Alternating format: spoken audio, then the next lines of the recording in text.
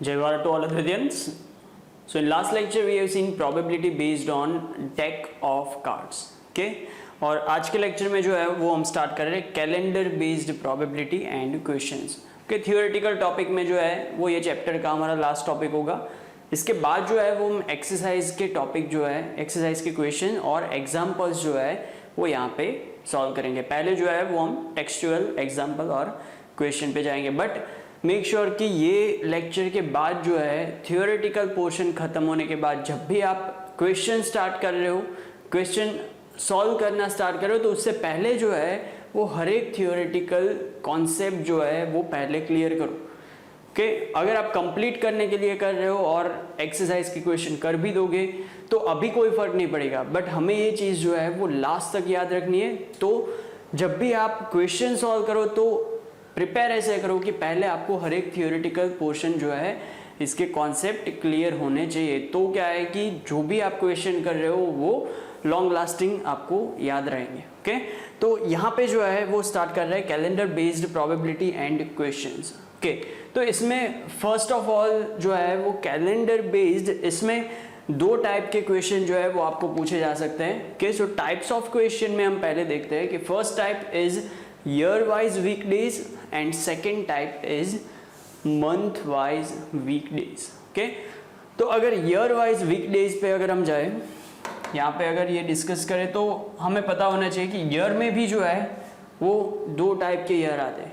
First one is leap year, okay, and second one is non leap year. Okay,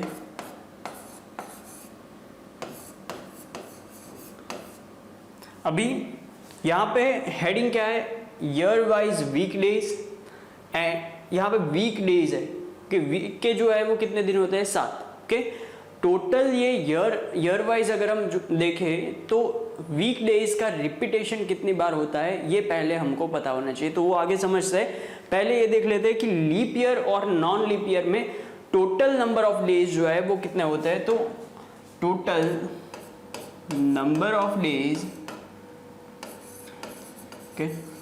in a leap year, कि leap year में जो है regular, non leap year में जो है वो नंबर ऑफ डेज जो है वो कितने होते हैं, 365। ओके, और इसमें फेब्रुआरी मंथ जो है इसमें 28 डेज होता है, जबकि लीप ईयर जो है वो 4 साल में एक बार आता है और उसमें जो है वो नंबर ऑफ डेज जो है वो कितने हो जाते हैं, total number of days 366। Okay, there will be one extra day. Extra day कब आता है, तो फेब्रुआरी मंथ में जो है वो 28 की जगह पे 29 डेज आते हैं। ओके, तो पहले ये दोनों चीज नोट कर लेती हैं कि year wise total number of days कितने हैं, तो लीप ईयर में 366, नॉन लीप ईयर में जो है वो 365। ओके, नेक्स्ट इन दोनों टाइप में जो है वो फर्स्ट हम स्टार्ट करते हैं year wise weekdays. Okay, first इस टाइप के क्वेश्चन देखते हैं, बाद में हम जाएंगे मंथ वाइज वीकडेज पे। तो फर्स्ट क्वेश्चन जो है, first type calendar based probability year wise. Okay, तो ईयर वाइज प्रोबेबिलिटी अगर हम देखें तो यहाँ पे जो है पहली चीज ये कि वीकडेज के लिए हमें फाइंड करना है। तो सिंगल वीक जो है इसमें नंबर ऑफ डेज जो है वो कितने होते हैं, number of days in a single week will be 7. okay, there will be 7 days. okay, अगर हम पहले लीप ईयर की बात करें तो लीप ईयर में जो है वो टोटल नंबर ऑफ डेज जो है वो कितने हैं, 366। ओके, लीप ईयर में टोटल नंबर ऑफ डेज है 366। ओके, नेक्स्ट जो है लीप ईयर में अगर आपको पूछे कि ये 7 डेज जो है वो कितनी बार रिपीट होंगे, या तो फिर आपको ऐसा पूछे, सिंपल क्वेश्चन लेते हैं कि एक लीप ईयर में जो है वो कितने वीक होते हैं।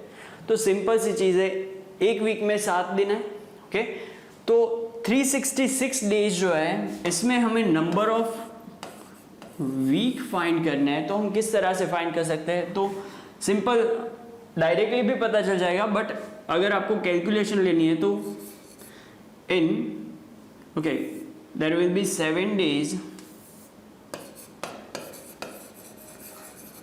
for 7 days for 1 week, then 366 days for how many weeks?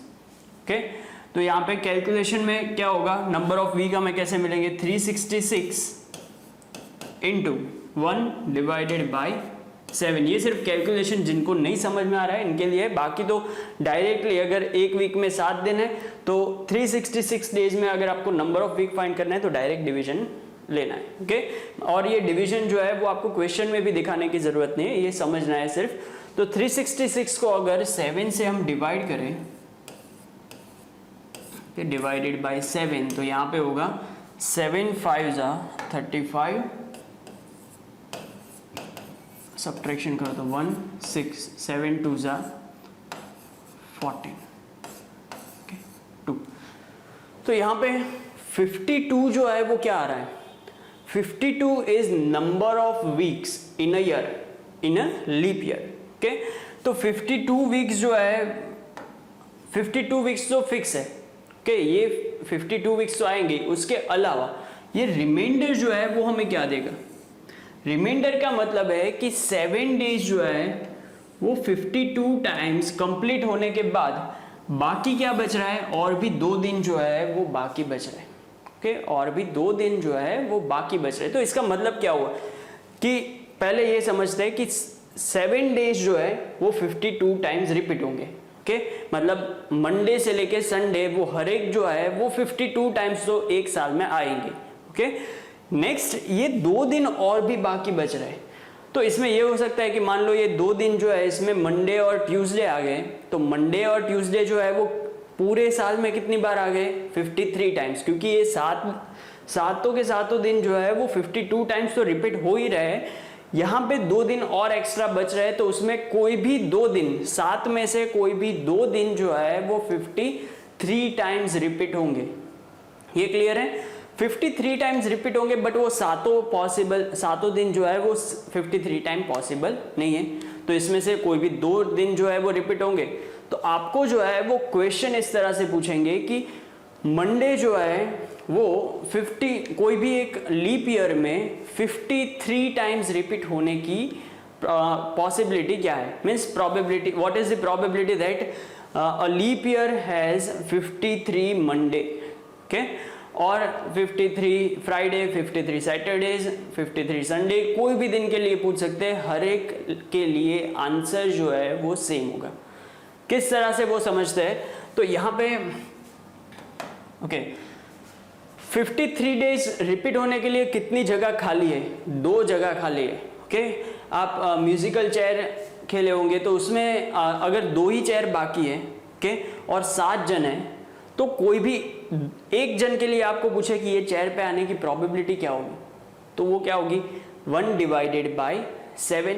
Okay, कोई भी एक इंडिविजुअल पर्सन के लिए ले रहे हो तो सॉरी, यहाँ पे 2 जगह खाली है, 2 चेयर हमने लिए, तो वो होगा 2 डिवाइडेड बाय 7, क्योंकि उसके लिए बैठने के लिए कितनी जगह खाली है, 2, तो 2 पॉसिबिलिटी है, या तो वो फर्स्ट चेयर पे आ सकता है या सेकंड। ओके, तो 2 जगह खाली है, टोटल कितने लोग हैं, 7, मतलब पॉसिबल आउटकम्स कितने हुए, 7।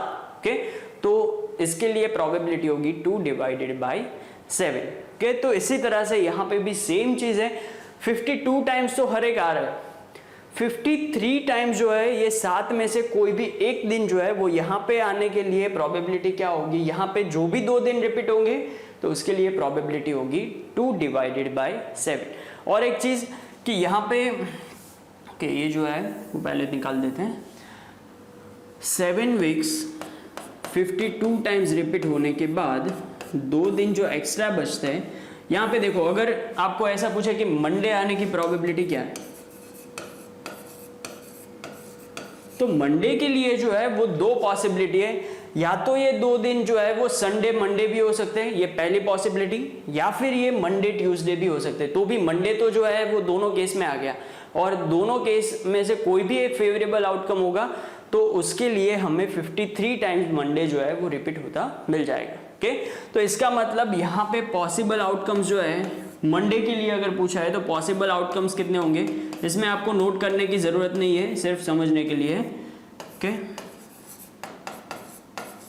Outcomes is equal to, okay, तो एक जो है पॉसिबल आउटकम ये हो सकता है कि मंडे ट्यूसडे आ जाए। ओके, तो भी मंडे जो है, ये दो जगह जो खाली है एक्स्ट्रा डेज है, इसमें अगर मंडे और ट्यूसडे आ जाए तो भी ये 53 टाइम रिपीट होगा। और दूसरी पॉसिबिलिटी है संडे और मंडे आ जाए। ओके, क्योंकि ऐसा तो पॉसिबल नहीं है कि मंडे और फ्राइडे आ जाए, यहाँ पे तो सीक्वेंस में ही आएगा ना। जो यहाँ पे 7 टाइम्स रिपीट होने के बाद जो 2 दिन बाकी एक्स्ट्रा बचे, इसमें सीक्वेंस में कोई भी 2 दिन आएंगे, तो मंडे आने के लिए ये 2 ही पॉसिबिलिटी, या तो मंडे ट्यूसडे या फिर संडे मंडे। ओके, तो 2 पॉसिबल इवेंट है, टोटल कितने हैं, 7 पॉसिबल इवेंट्स है। ओके, तो 7 possible events total possible outcome है, और यहाँ पे फेवरेबल आउटकम कितने हैं, 2। सो कोई भी एक दिन के लिए अगर आपको पूछे, मान लो मंडे के लिए कि मंडे 53 टाइम्स रिपीट होने की प्रोबेबिलिटी क्या है, तो होगी 2/7। ट्यूसडे रिपीट होने 53 टाइम रिपीट होने की प्रोबेबिलिटी क्या है, 2/7। नेक्स्ट संडे के लिए पूछे, फ्राइडे थर्सडे, इससे कोई फर्क नहीं पड़ता, आपको सिर्फ याद क्या रखना है कि लीप ईयर है। कि हम ये अभी देख रहे हैं कि शॉर्ट में आपको किस तरह से याद रखना, तो लीप ईयर है। ओके, लीप ईयर है 366 डेज, इसको 7 से डिवाइड करो तो रिमाइंडर आएगा 2। 2 जगह खाली है, टोटल कैंडिडेट्स है 7, तो कोई भी दिन 53 टाइम्स रिपीट होने के लिए प्रोबेबिलिटी होगी 2/7। इतनी चीजें क्लियर। ओके, अगर अभी मान लो कि ये जो है, पहले आपको ये नोट कर लेना है पूरा। नेक्स्ट, लीप ईयर की जगह पे जो है अगर हम लेते हैं non leap year, okay, taking non leap year, तो नॉन लीप ईयर में नंबर ऑफ डेज होंगे 365। सेम वे सिंगल वीक में जो है वो 7 डेज। अगर इसमें कितने वीक आ रहे हैं अगर हमें ये फाइंड करना है, तो 365 divided by 7. Okay, so we will get number of weeks, 7 5s are 35, 1 5, so 7 2s are 14. so number of week में कोई फर्क नहीं पड़ रहा है, कितने हैं 52। तो एक चीज आपको ये भी याद रखनी कि कोई भी साल हो, लीप ईयर हो या फिर नॉन लीप, दोनों में नंबर ऑफ वीक अगर आपको पूछे तो वो ऑलवेज 52। ओके, 7 × 52 करो तो आपको मिल जाएगा 364। 364 के बाद जो है वो हमें एक दिन यहाँ पे एक्स्ट्रा मिल रहा है, किसमें, नॉन लीप ईयर में। तो ये एक दिन जो है, इसमें कोई भी एक दिन, 7 में से कोई भी एक दिन जो है वो रिपीट हो सकता है। जो भी दिन इसमें आएगा वो 53 टाइम होगा, बाकी के हर एक दिन जो है वो 52 टाइम्स होंगे। ओके, तो ये एक जगह खाली है, कैंडिडेट कितने हैं, 7। तो हर एक के लिए कोई भी दिन आपको पूछे कि मंडे जो है वो नॉन लीप ईयर में 53 टाइम्स मंडे रिपीट होने की प्रोबेबिलिटी क्या है, तो 1/7। Tuesday 1/7, Saturday 1/7। ओके, इतनी चीजें क्लियर है। तो सिंपल शॉर्ट में जो है वो लास्ट में, ये पूरा टॉपिक नोट करने के बाद लास्ट में जो है वो याद क्या रखोगे, आपको सिर्फ ऑड डेज याद रखने हैं। ऑड डेज का मतलब क्या है वो समझा था। ऑड डेज का मतलब है कि कितने दिन बाकी एक्स्ट्रा बच रहे हैं। तो अगर लीप ईयर है तो ऑड डेज कितने होंगे, 2। नॉन लीप ईयर है, ओके, तो ऑड डेज जो है मतलब एक्स्ट्रा दिन कितने होंगे, 1। तो लीप ईयर में अगर कोई भी दिन जो है वो 53 टाइम्स रिपीट होने की प्रोबेबिलिटी अगर आपको पूछा है तो 2/7। Okay,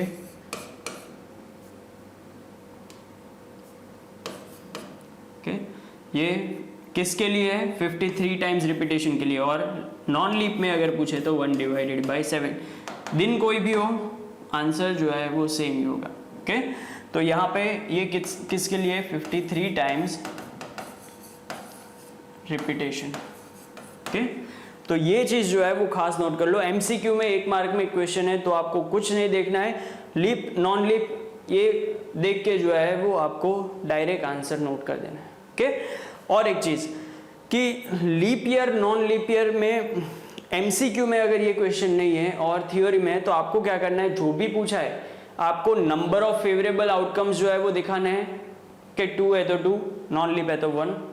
next total possible outcomes note करना है। ओके, मतलब कितने होंगे नंबर ऑफ पॉसिबल आउटकम्स, और बाद में फॉर्मूला और बाद में जो है वो आपको वैल्यू प्लॉट करनी है, डायरेक्ट आंसर पे नहीं जाना है। ओके, सो नेक्स्ट जो है ये हो गया ईयर वाइज। अभी जो है वो नेक्स्ट देखते हैं calendar based probability month wise. तो मंथ वाइज में जो है वो काफ़ी चीज़ें आपको याद रखनी होगी, बहुत ही ईजी है कि आप जो है वो पेपर में अगर आप भूल भी जाते हो तो बेसिक जो है ट्रिक आप सबको पता है, जो हम बचपन से करते आ रहे हैं, हाथ पे से जो है वो हम वो चीज़ फाइंड कर सकते हैं। वो क्या है, month wise number of days. Okay, month wise number of days आपको अगर याद हो तो हम इस तरह से जो है वो काउंट करते हैं कि जनवरी, ओके कोई भी एक साइड से स्टार्ट कर दो। ओके, जहाँ पे पीक आ रहा है वहाँ पे 31, ओके, और बाकी की जगह पे 30। सो जनवरी फेब्रुआरी में के अंदर आ रहा है तो ये 30, या फिर फेब्रुआरी है तो 28 और 29। 28 कब होंगे, non leap, 29 leap year. Okay, तो यहाँ पे जो है वो फेब्रुआरी में 28 अगर लीप नॉन 28 और 29। ओके, फिर से 31, 30, 31, 30, 31 के बाद या तो आप यहीं से रिपीट शुरू कर सकते हो कि फिर से एक बार 31 होगा। कब होगा, तो यहाँ पे जुलाई में जैसे ही कंप्लीट होगा, अगस्त जो है वो फिर से कहाँ पे आएगा 31, जुलाई अगस्त दोनों में 31 होंगे। यहाँ से कंफ्यूजन नहीं होना चाहिए, अदरवाइज आगे की कैलकुलेशन रॉन्ग होगी। ओके, तो अगस्त सितंबर में 30, फिर अक्टूबर में 31, फिर 30, 31, दिसंबर में 31। ओके, और ये टेबल जो है वो भी हमें याद रखना होगा, मतलब यही चीज़ है, बट अगर हम भूल गए तो टेबल भूल गए तो इस तरह से हम वेरीफाई कर सकते हैं। तो जनवरी 31, फरवरी 28 और 29 डिपेंड्स ऑन लीप ईयर और नॉन लीप ईयर। मार्च अप्रैल, ओके, ये हर एक में 31, 30 रिपीट होगा, बट यहाँ पे जुलाई अगस्त दोनों में 31 हो गए, बाद में फिर से 30, 31 अल्टरनेट आएंगे। ओके, तो ये चीज़ जो है वो खास आपको याद रखनी होगी। अभी नेक्स्ट मंथ वाइज अगर आपको पूछे तो पहले तो मंथ, हर एक मंथ में नंबर ऑफ वीक कितने होंगे अगर ये फाइंड करना है। ईयर वाइज हमें फाइंड करना था तो हमने क्या किया, total year wise number of days जो थे इसको वीक डेज से डिवाइड किया। तो मंथ वाइज फाइंड करना है तो सेम मंथ वाइज जो भी नंबर ऑफ डेज है इसको हम डिवाइड किससे करेंगे, number of days in a week से।